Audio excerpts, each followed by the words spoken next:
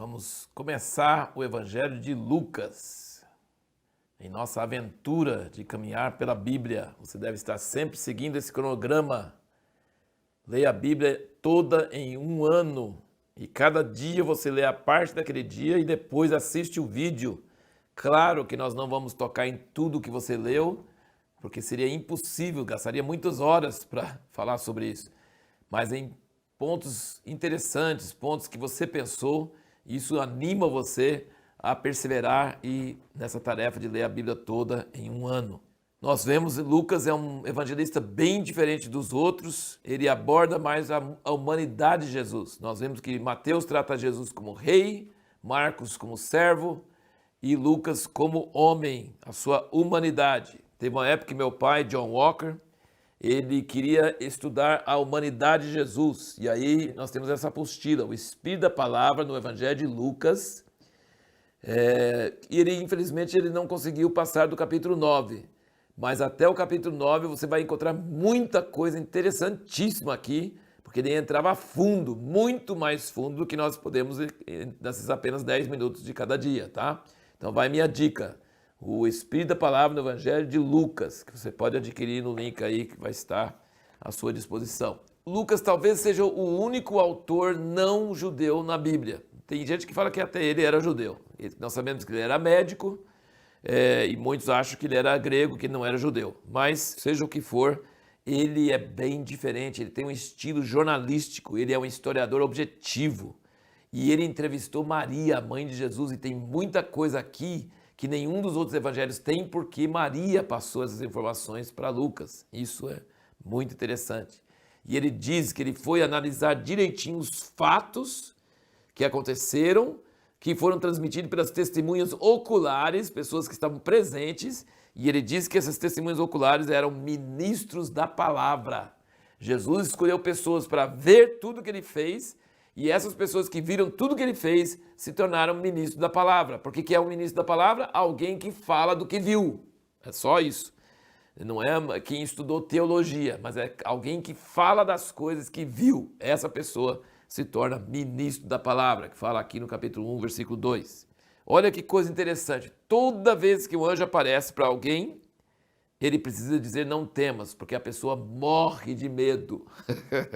Olha aqui no capítulo 1, versículo 11, fala: apareceu-lhe então o anjo do Senhor em pé à direita do altar do incenso. Zacarias, vendo, ficou turbado e o temor o assaltou. Mas o anjo lhe disse: não temas, Zacarias. Depois esse mesmo anjo vai, versículo 28, entrando o anjo onde ela estava, Maria, né?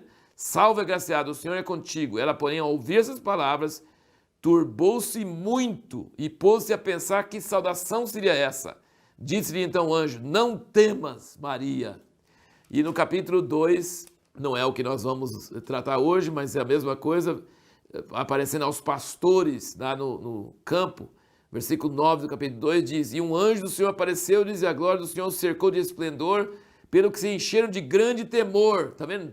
Zacarias, Maria e agora os pastores. O anjo, porém, lhes disse: não temais. Então, é uma coisa maravilhosa. Os anjos aparecem, causa grande temor por causa do nosso estado físico limitado e ver tanta glória, e sempre dizem: não temais. Maravilhosa essa graça, esse consolo que vem de Deus.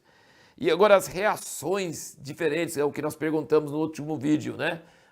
Gabriel, mesmo anjo, apareceu para Zacarias, pai de João Batista, e para Maria, mãe de Jesus. E os dois tiveram reações bem diferentes. Zacarias duvidou e o anjo repreendeu ele, falou assim: eu venho da presença de Deus e você tem coragem de duvidar de mim? Mas pensa bem, Zacarias era velho, a mulher dele não podia ter filhos quando era nova, ela era estéril.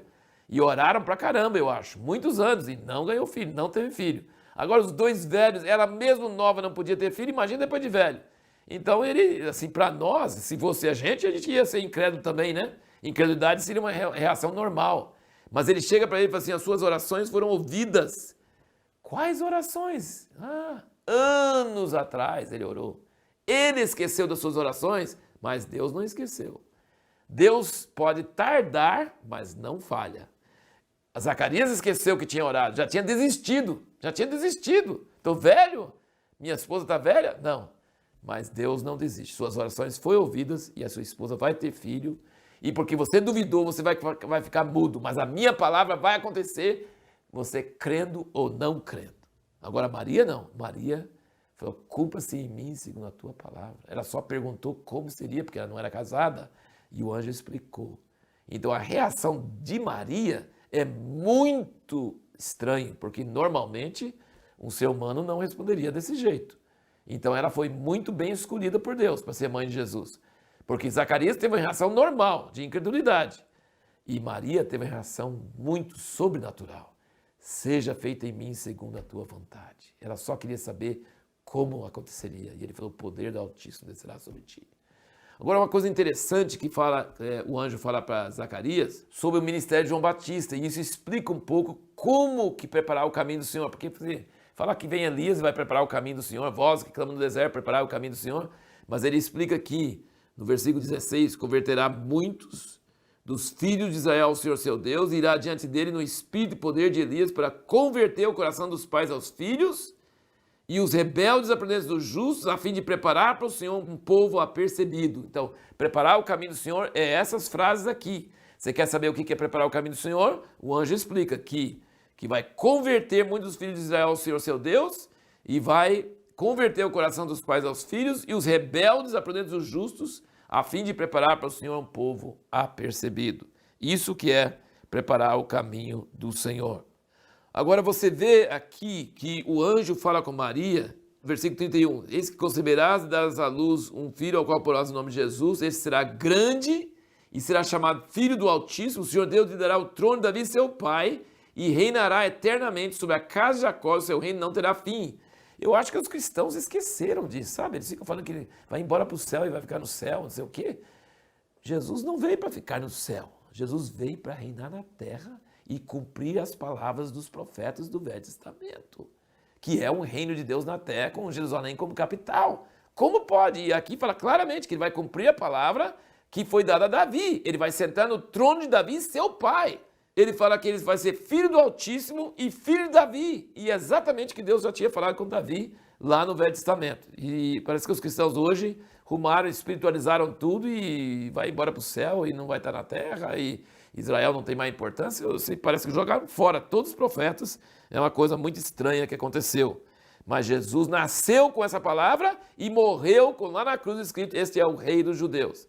E aí você vê o canto de Maria, quando ela encontrou com Isabel, ela cantou, e o que ela canta?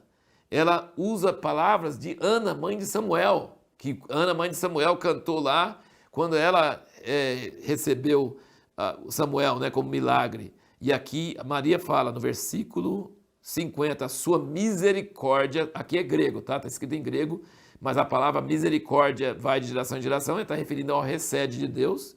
E depois ela fala, em versículo 54, auxiliou a Israel, seu servo, lembrando-se de misericórdia. Também o recede, né? Como falou a nossos pais, para com Abraão e sua descendência para sempre. E depois, quando nasce João Batista, e eles colocam o nome certo nele de João, e ninguém queria saber, a língua de Zacarias, do pai dele, se destravou, e ele começou a louvar a Deus, e ele começou a profetizar, ficou cheio do Espírito Santo e começou a profetizar. E diz aqui, ele começa a falar mais sobre Jesus do que sobre o filho dele.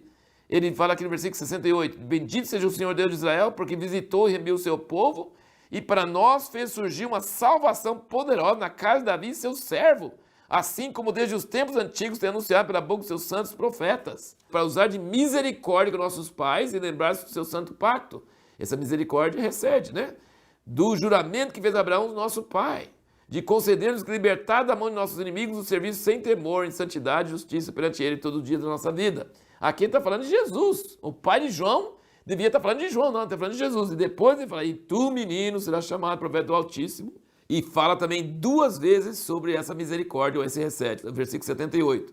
Graça entranhável, misericórdia, nosso Deus, pelo qual nos há de visitar a aurora lá do alto. Então, veja bem, Lucas era um homem cheio do Espírito Santo. E veja quantas vezes ele fala sobre o Espírito Santo enchendo pessoas aqui. Ele fala isso no versículo 15. Ele fala, o anjo falando que João será cheio do Espírito Santo desde o ventre de sua mãe. No versículo 35, o anjo fala, virá sobre ti, sobre Maria, o Espírito Santo e o poder do Altíssimo te cobrirá. Depois, no versículo 41, Ao ouvir Isabel a saudação de Maria, saltou a criancinha no seu ventre, e Isabel ficou cheia do Espírito Santo. E no versículo 67, Zacarias, seu pai, ficou cheio do Espírito Santo. Então, você não vê isso em outros lugares. Lucas fala 4 vezes sobre o Espírito Santo. Ele é um homem cheio do Espírito Santo e ele sempre vai citando o poder do Espírito Santo. Uma coisa maravilhosa, tremenda. Esse capítulo 1 de Lucas é fantástico.